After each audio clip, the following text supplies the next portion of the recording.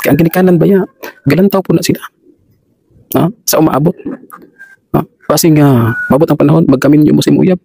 Mamahimo ni mong asawa. Unya, ang ginikanan, dili makadoon.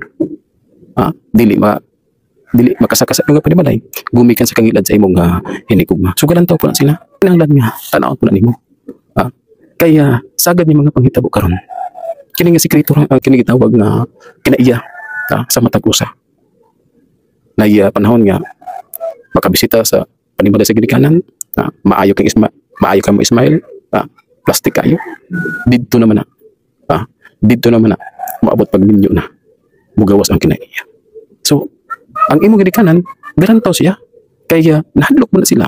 Kay basing, mabot ang kapanahon nga, ikaw, dili ka makatabang sa ila, gumikan kaya pugnan sa imong mamahimong asawa o sa imong hinigugma. So, daghan nga mga rason nga gilantaw.